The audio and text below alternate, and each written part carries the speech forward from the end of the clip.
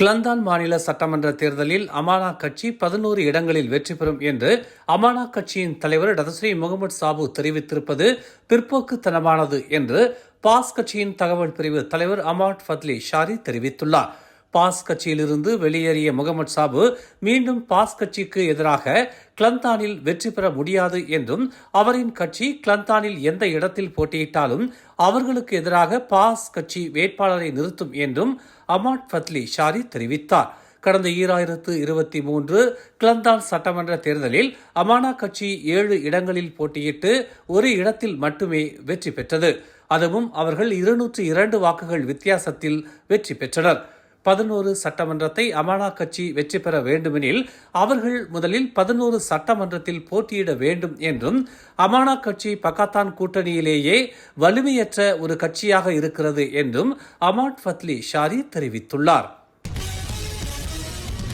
Board கில்லானில் இருந்து Tanjong Malim நோக்கி சென்று கொண்டிருந்த KTM ரயில் நேற்று காலை ஒரு நபர் மீது மோதியதால் திடீரென நிறுத்தப்பட்டது.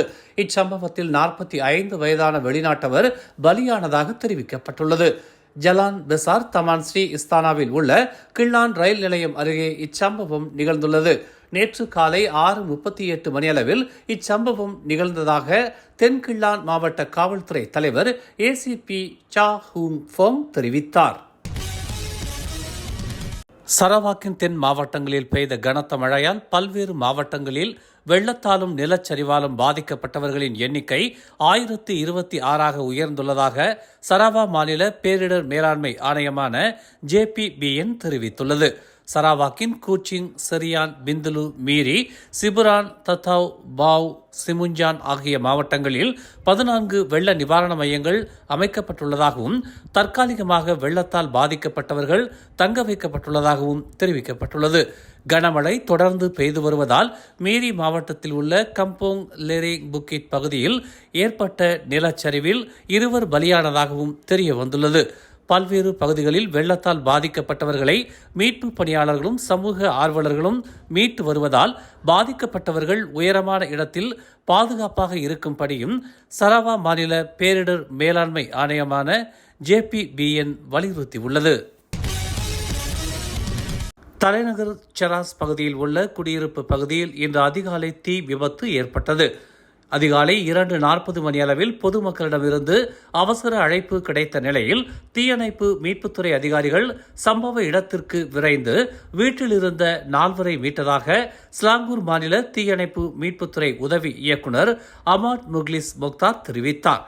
46 வயது முதல் 81 வயதுடைய 4 வீட்டில் இருந்து பத்திரமாக மீட்கப்பட்டதாகவும் வீட்டின் மொட்டை மாடியிலிருந்து தீ பரவியதாகவும் வாசலில் இருந்த மோட்டார் சைக்கிள் தீயில் முழுவதுமாக எரிந்து நாசமாகிய நிலையில் எந்த ஓர் உயிரிழப்பும் ஏற்படவில்லை என்றும் அமாட் முக்லிஸ் முக்தார் தெரிவித்தார்.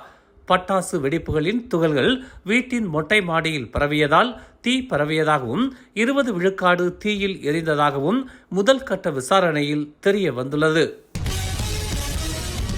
கோலாலம்பூர் நகராண்மை கழகத்தின் திட்டத்தின் மூலமாக 4 மில்லியன் ஊழல் நிகழ்ந்திருப்பதாக வெளிவந்த செய்தி குறித்து கோலாலம்பூர் மேயரான டதஸ்ரீ மைமூனா முகமது ஷரீப் விளக்கம் அளித்துள்ளார்.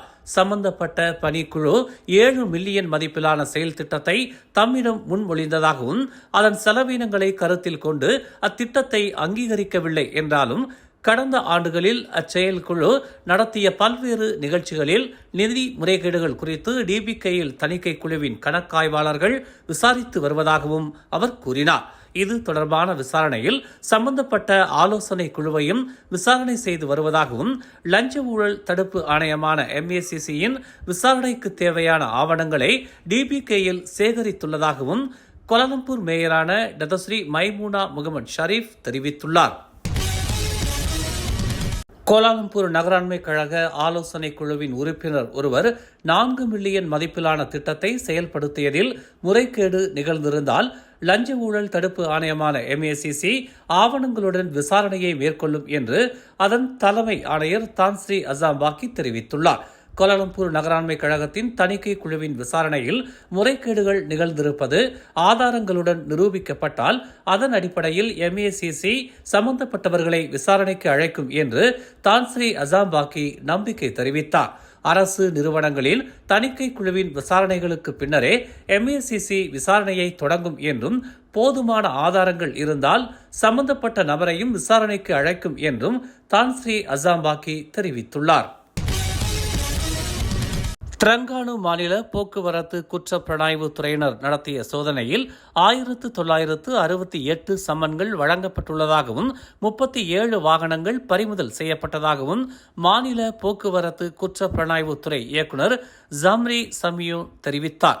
பல்வேறு வகையிலான போக்குவரத்து விதி மீறலுக்காக இந்த சம்மன்கள் வழங்கப்பட்டுள்ளதாகவும் 30 மோட்டார் சைக்கிள்கள், 4 கார்கள், 3 லாரிகள் மேலதிக விசாரணைக்காக பறிமுதல் செய்யப்பட்டிருப்பதாகவும் தெரிய வந்துள்ளது. பொது போக்குவரத்து பேருந்துகளை சோதனையிட்டு வருவதால் இதுவரை 165 பேருந்துகளை சோதனையிட்டுள்ளதாகவும் ஜம்ரி சமியூன் தெரிவித்தார். ஜப்பான் அரசாங்கத்துடன் இணைந்து ஒரு பரந்த முயற்சியின் ஒரு பகுதியாக பள்ளி, மருத்துவமனை மற்றும் மசூதியை காசாவில் மீண்டும் கட்டியெழுப்பும் முயற்சிகளை மலேசியா தொடங்கும் என்று பிரதமர் டதஸ்ரீ அன்வார் இப்ராஹிம் தெரிவித்துள்ளார். இந்த திட்டங்கள் தனியார் துறை மற்றும் மலேசிய மக்களின் ஆதரவுடன் மேற்கொள்ளப்படும் என்று அவர் கூறினார். காசாவின் மறு சீரமைப்பை துரிதப்படுத்த பாலஸ்தீன வளர்ச்சிக்கான கிழக்கு ஆசிய ஒத்துழைப்பு கட்டமைப்பின் கீழ் ஒரு நிதியை நிறுவ மலேசியாவும் ஜப்பானும் இணைந்து செயல்படுவதாகவும் அன்வார் கூறினார்.